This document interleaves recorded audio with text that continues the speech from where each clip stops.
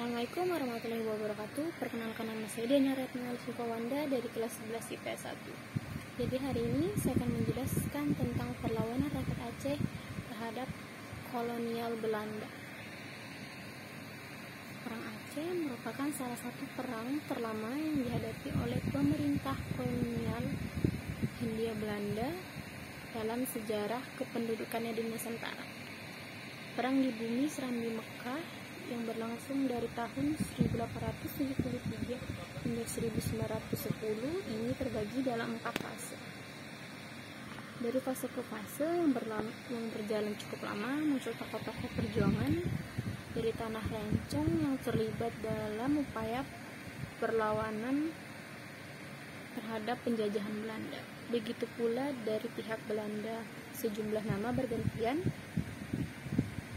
dan memimpin misi menaklukkan Aceh. Perang Aceh terjadi karena ambisi Belanda yang ingin menguasai seluruh wilayah Nusantara pada abad ke-19 Masehi.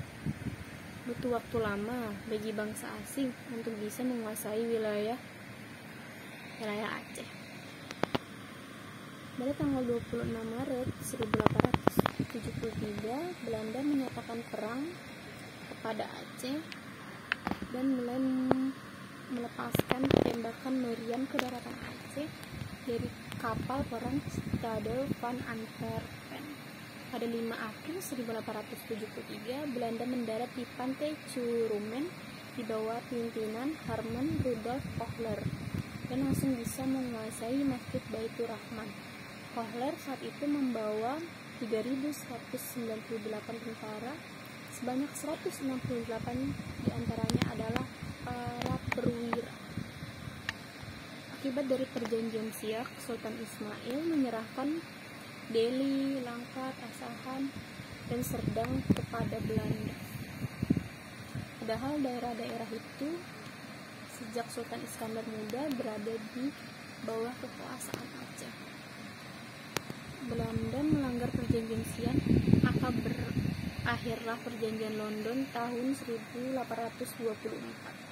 Isi perjanjian London adalah Belanda dan Britania Raya membuat ketentuan tentang batas-batas kekuasaan daerah di Asia Timur, yaitu dengan garis lintang Singapura. Keduanya mengakui kedaulatan Aceh. Aceh menuduh Belanda tidak menepati janjinya, sehingga kapal-kapal Belanda yang lewat di perairan Aceh ditenggelamkan oleh pasukan Aceh. Perbuatan Aceh ini didukung Britania. Perang Aceh pertama 1873 sampai 1874 dipimpin oleh Panglima Polim dan Sultan Mahmud Shah melawan Belanda yang dipimpin Kohler. Kohler dengan 3.000 serdadunya dapat dipatahkan, di mana Kohler sendiri tewas pada tanggal 14 April 1873. 10 hari kemudian, perang berkecamuk di mana-mana. Yang paling besar saat merebut kembali Masjid Raya Baitur Rahman, yang dibantu oleh beberapa kelompok pasukan. Ada di Paukan Aceh, Lambuk, Lampuuk, Paukan Bada, sampai Lambada, Ruang Raya. Beberapa ribu orang juga berdatangan dari Tiunom, Pidi, Piosangan, dan beberapa wilayah lain. Perang Aceh kedua dari tahun 1874 sampai 1880. Pasukan Belanda dipimpin oleh Jenderal Jan van Swieten. Belanda berhasil menduduki Keraton Sultan 26 Januari 1874 yang dijadikan sebagai pusat pertahanan Belanda.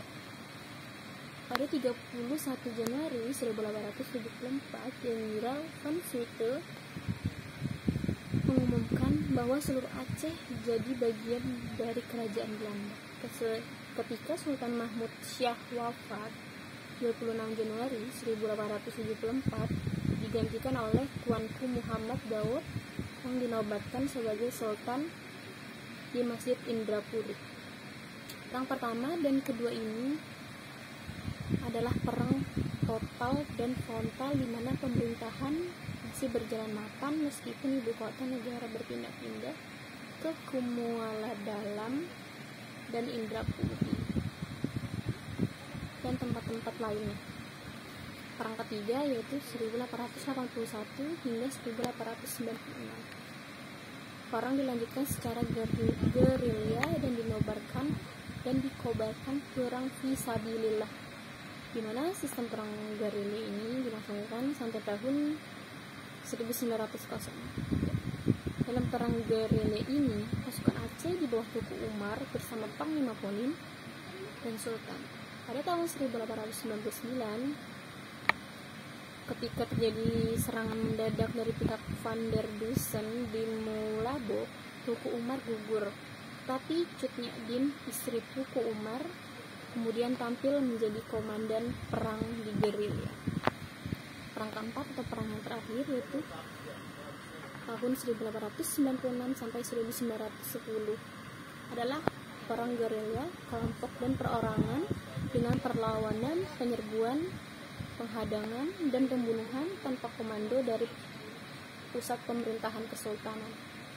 Walau demikian, wilayah Aceh tidak bisa dikuasai Belanda di seluruhnya, dikarenakan pada saat itu tetap saja terjadi perlawanan terhadap Belanda meskipun dilakukan oleh sekelompok orang atau masyarakat.